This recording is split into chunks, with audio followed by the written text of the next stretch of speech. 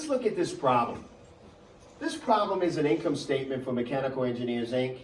It has our revenue, it has all our expenses, it has our income before taxes, it has our income tax expense, and then our net income. And doing this problem effectively, because we know revenues and expenses are temporary, we gotta close them out. So if we were to look at and create a T account for revenues, if you remember your cheat sheet, you got revenues here, and in this problem, it's a credit of $95,400. How do we get this to zero? Our goal is to zero this thing out. We got a credit of $95,400, so in order to close it, we have to debit revenues for $95,400. That is our effort to close the account out. Let's take a look at one of these expenses, like salary expense. So salary expense, which is an expense, and we already know if we look at our cheat sheet, you always credit revenues, you always debit expenses. So salary expense normal balance is going to be a debit of $40,000. My goal is to close it out and get to zero. What do I need to do?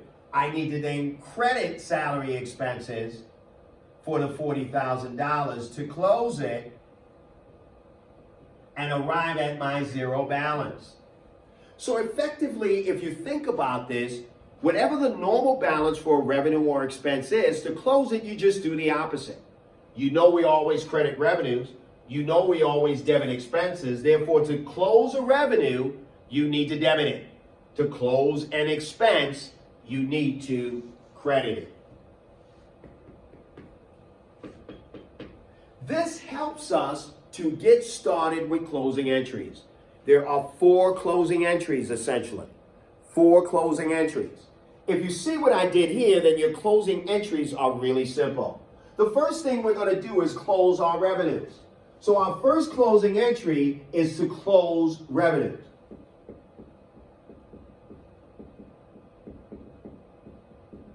We're going to debit client service revenues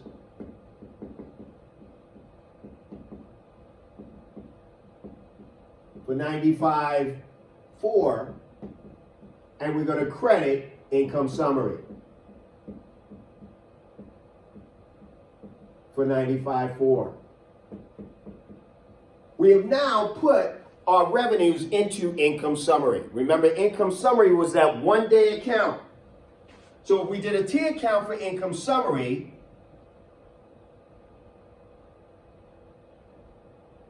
it has a credit in it of $95,400 from closing out our revenues. If we look at client service revenues, it had a credit of $95,400 in it. We now, just posting that, would have debited it by $95,400, thus zeroing it out. Now that money went to income summary. Now we're going to close our expenses, step 2.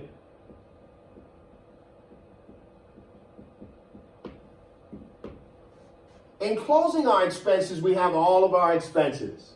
We got travel.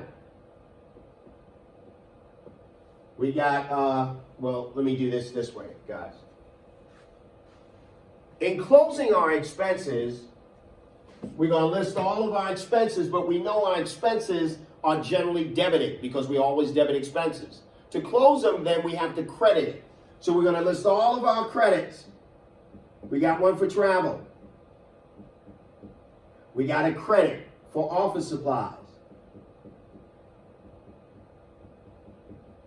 We got a credit for advertising. And this is how you want to list it. We got a credit for salary. We got a credit for utility. We got a credit for depreciation expense. We got a credit for interest.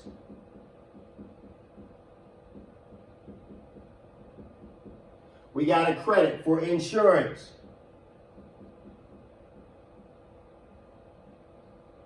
We got a credit for rent. We got a credit for one more expense, guys. Don't forget the very last one.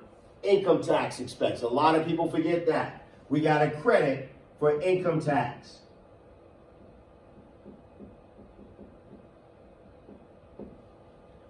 Then we're going to put the numbers next to them respectively. The 2,700, the 1,000, the 3,000, the 40,000, the 1,500, the 1,000, the 400 and the 800,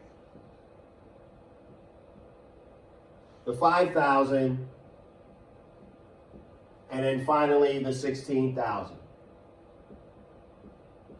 And as you can see, we listed all of the expenses as written on the income statement, and we credited all of them.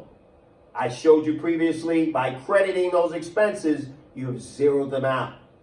Our debit of the total of all of these credits is going to be a debit to income summary.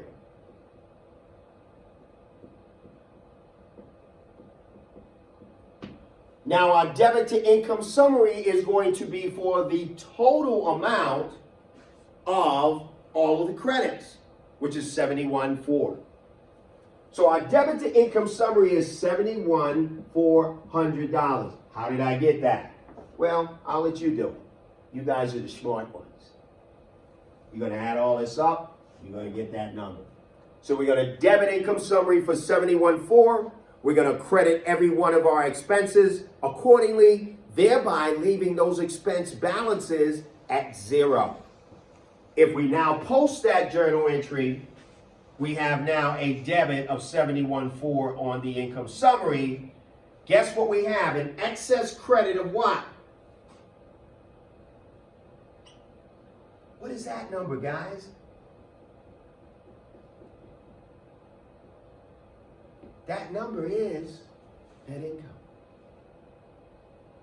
Now income summary has as a credit balance the amount of net income. We credited it for the revenues, we debited it for the expenses, and now we arrived at what's called the bottom line or the net income for the period. Now we need to close out income summary. That's our third closing entry, is to close income summary.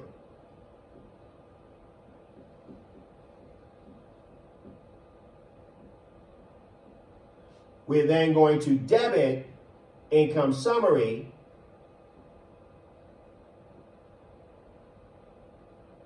for $24,000, and we close everything out to who? Retained earnings.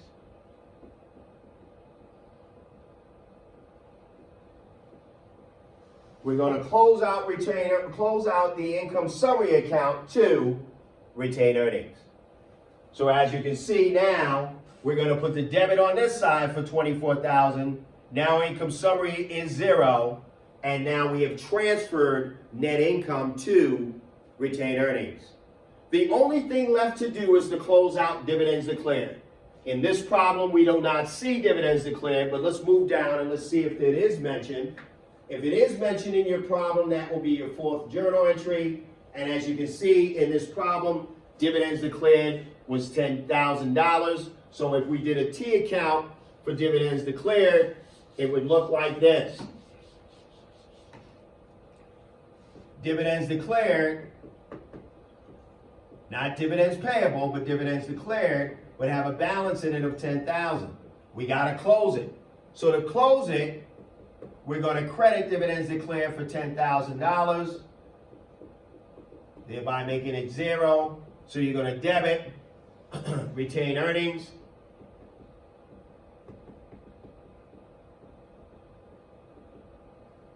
for 10 grand, and you're going to credit dividends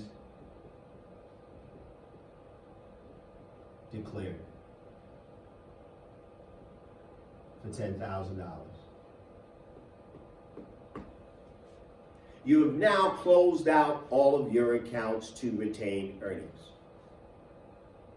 Once you have closed out all of your accounts to retained earnings, guess what accounts are left?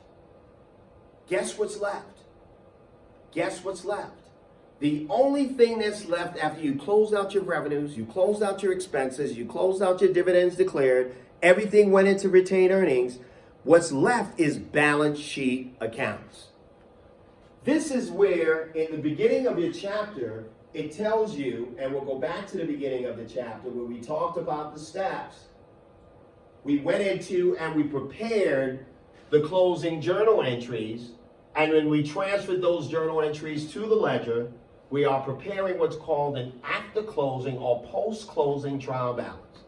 Same thing as an adjusted trial balance or an unadjusted, but this is a trial balance after we have posted those 4 closing entries. That post-closing trial balance, here's the key, write this down, only has balance sheet accounts. A post-closing trial balance will only have balance sheet accounts.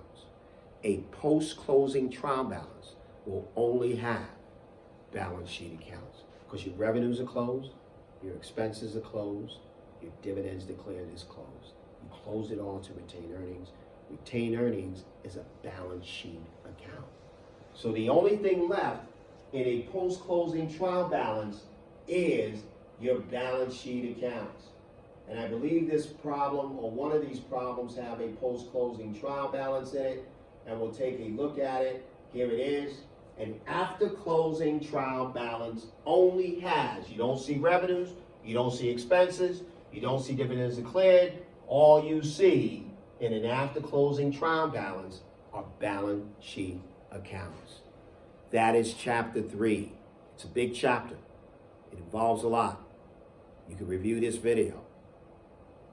Repetition is the only way you're going to learn this. Do well, be well.